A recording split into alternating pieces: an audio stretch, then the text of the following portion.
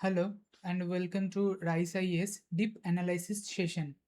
In this session, today we will cover a very interesting article from the editorial of the Hindu, uh, which giving the title Reforming Higher Education to Bridge the Enrollment Employment Gap.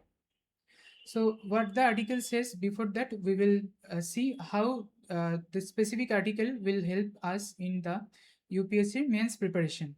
As you clearly see that this question has already been appeared in 2020 exam. The question says National Education Policy NEP 2020 is in conformity with the Sustainable Development Goal 4. It is intends to restructure and reorient the educational system in India. Critically examine the statement. Now moving on to this topic, let's see what is the concept of this today's article. See, the recent All India Survey of Higher Education 23-24 report says 4.5 crore higher education enrollment with 42% increase in female participation rate over the last decade. But there's a certain challenge. What is that? Despite this higher enrollment, we can see there are significant enrollment employment gap where education is not completely translating in formal employment.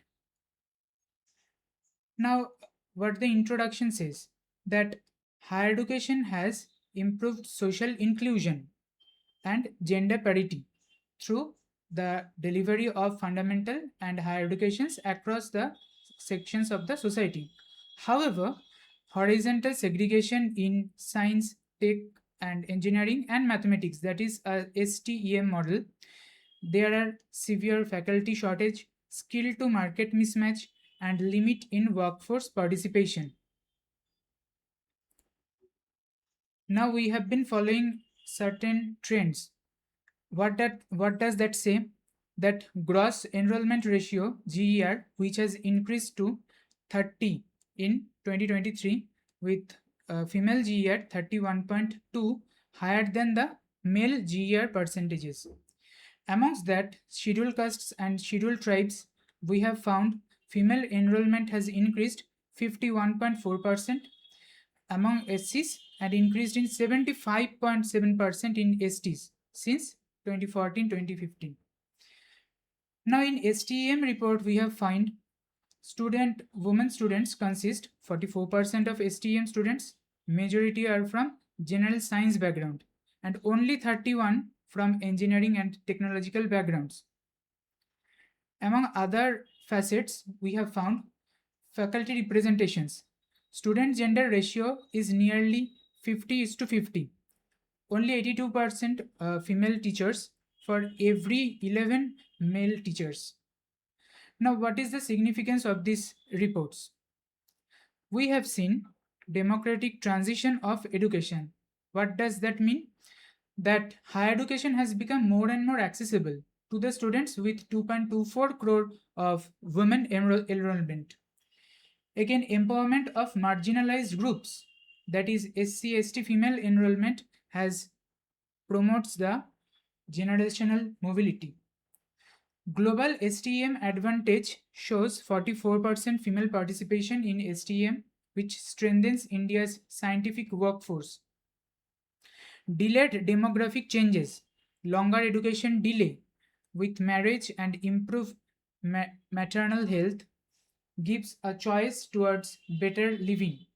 Labor force formalization with educated women shows the potential to strengthen knowledge and service sector through bridging the skill mismatch gap.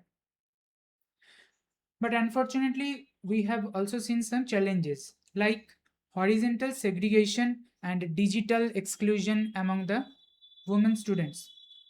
Women remain concentrated in traditional sciences instead of edge technologies like artificial intelligence, software engineering. Again, scale versus quality gap. Expansion of low quality private colleges and 28% of teaching vacancies in central universities affect quality. Education debt trap. Over 75% of higher education institutes are privately managed, increasingly financial burden with low employability. Next, low research investment. Because gross expenditure on research and development remains 0.6% to 0.7% of our GDP. Mobility barrier, poor public transport, domestic responsibility, and gender wage gaps has remained also a severe concern for such progress. Now, if we see some global best practices, we can see some countries like Germany, United States, like for Germany, they are following dual vocational education and training, which is a system that integrates a classroom education with compulsory industry apprenticeships, that is linking academic with the workforce balance. In United States, we have seen strong university industry collaboration and venture backed research and development promote commercialization of innovation. Now moving on to way forwards, what we could see, develop a women in tech pipeline, that is through some scholarship, incubation of engineering and artificial intelligence fields. Again, replacing rigid regulations with performance linked autonomy for institutions under University Grant Commission and also for All India Council for Technical Education, that is AICTE. Again, transforming the recent government schemes like Anushandhan National Research Foundation, that is ANRF, into venture-based research and development funding model to support university startups. Promoting industry-academia co-governance like the Germany model with industry experts and modular micro-credentials. Artificial intelligence-based large language models, LLMs, through Swayam to translate 22 Indian languages. Launch an Indian faculty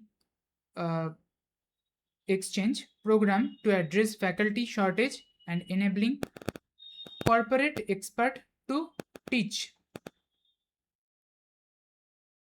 Thus, we can some sort of fill the gap between enrollment and employability. Now, in the end, we can conclude that India must transform higher education into innovation-driven, market-responsive ecosystem for its self-resilience. Bridging employment enrollment gap is essential to realize demographic dividend, improve employability, and achieve inclusive economic growth. So that's all for today's video. For more information and detailed analysis, you can follow our websites and other social media platforms.